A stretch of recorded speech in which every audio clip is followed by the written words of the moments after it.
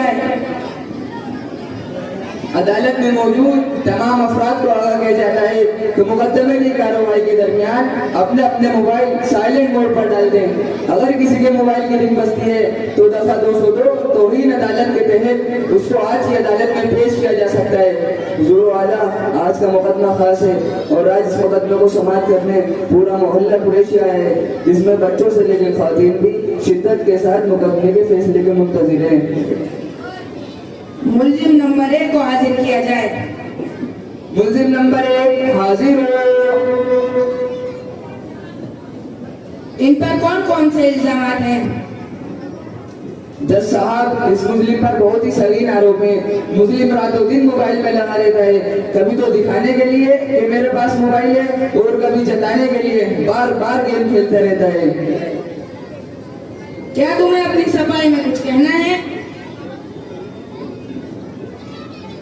जी हुजूर, इसमें मेरा कोई कसूर नहीं।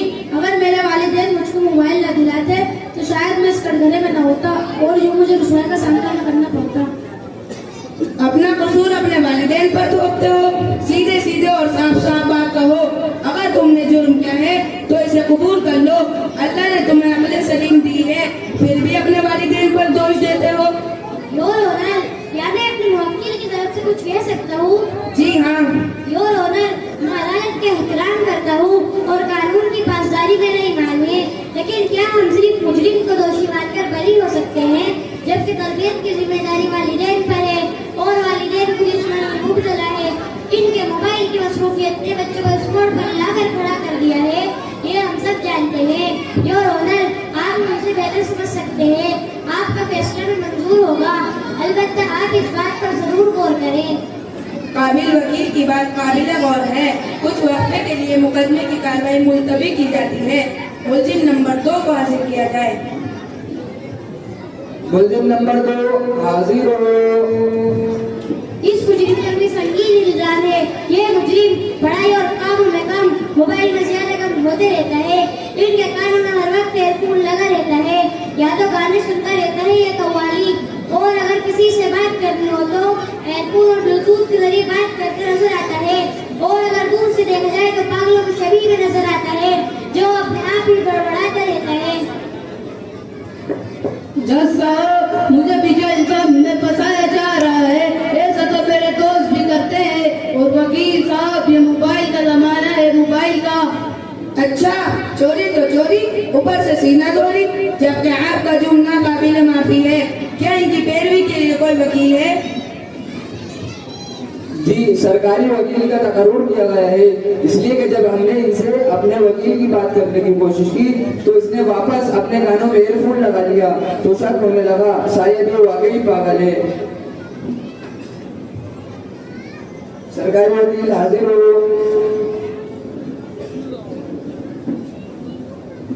योर ऑनर, मेरे मुल्जिम का जुर्म इतना भी संगीन नहीं है कि उस पर कोई दफा लगाई जाए। ऑर्डर ऑर्डर, मुल्जिम का जुर्म वाकई संगीन तरीन है, इन पर भी दफा लगाई जाएगी ताकि आइंदा एहतियात करे। मुल्जिम नंबर 3 को हाजिर किया जाए। मुल्जिम नंबर 3 हाजिर हो। हुजूर वाला, ये मुल्जिम बहुत बड़े जुर्म का शिकार है। यह हमेशा व्हाट्सएप पर लगा रहता है, इसकी बीवी इससे हमेशा परेशान रहती है। काम का नकाज का दुश्मन अनाज का, ऐसा इसकी बीवी कहती है। दोनों में हमेशा खलफशार मचा रहता है। बीवी कहती है कि तुमने मोबाइल की जगह मुझसे शादी क्यों कर ली, और ये कहता है कि हाँ, मुझसे गलती हो गई। उस वक्त नोकिया 3310 था, अगर स्मार्टफोन होता तो शायद तुमसे शादी न करता। घर उसका घर टूट कर बिखर गया, लेकिन इसे कोई परवाह नहीं। ये तो इंतहाई संगीन जुर्म है। क्या तुम्हें अपनी सफाई में कुछ कहना है? जी हुजूर, मुझे अपना जुर्म कबूल है, इसलिए मुझे अपना कोई वकील भी पेश नहीं करना। आप जो फैसला ले मुझे मंजूर है, बस एक दरख्वास्त है। वो क्या? मुझे जेल भेजने से पहले मोबाइल रिपेयरिंग कराने का मौका फराहम करें, ताकि जेल में किसी भी किस्म की परेशानी ना हो।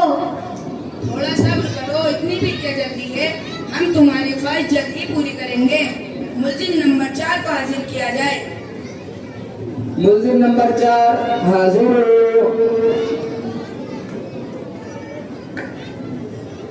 अली जनाब, इस बंदे पर हद से ज्यादा आरोप है। इस मुजरिम के पास मोबाइल है और इसके घर में जितने भी अफराद हैं उन सबके पास भी है। और तो और घर में वाईफाई भी लगा रखा है ताकि 400 रुपए पूरे के पूरे वसूल हो। और अपने साथ साथ अपने घर वालों को भी इसका आदी बना दिया है। अद्दा के घर की औरतें मुफ्त में अपना मनचाहे सीरियल देखती हैं। तो बच्चे तालीम छोड़कर कार्टून की दीवाने हुए जा रहे हैं और नौजवान व्हाट्सएप पर लगे रहते हैं, बल्कि व्हाट्सएप से ज्यादा कॉपी पेस्ट या पोस्ट पर ज्यादा यकीन रखते हैं। अगर भूले से मोबाइल के नुकसानात वाली पोस्ट भी आ जाए तो ऐसे सोचकर पोस्ट करते हैं कि मेरा भाई मुझे दोस्त से ज्यादा मुस्तहक है कि वो मोबाइल के नुकसान से बच जाए। और जनाब घर के पूरे लोग भी किसी से कम नहीं, अपनी भोली बसरी यादों को सुनने या देखने के बहाने गानों से लुत्फ अंदोज होते हैं। और कभी घर वाले शादी ब्याह में चले गए तो ईद मौके गनीमत जानकर पुरानी पिक्चर भी देख डालते हैं। मैं अपनी बात को साबित करने के लिए गवाह पेश करना चाहता हूँ। इजाजत है।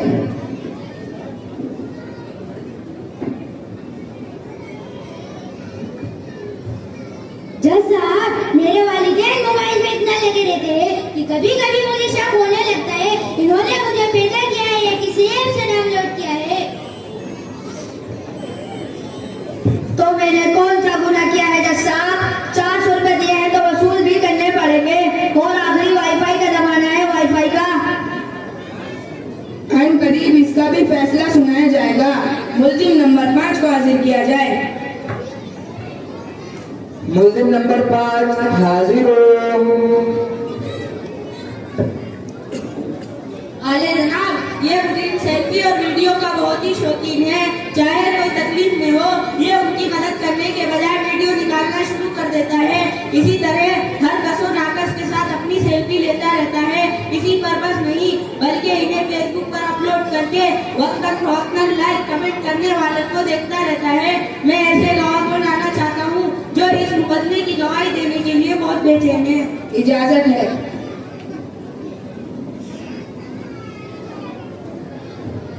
जी जज साहब, ये बंदा मुझे भी कहता रहता है कि आज मेरी पोस्ट को इतने लोगों ने लाइक किया और इतनों ने शेयर किया और इतनों ने कमेंट किया।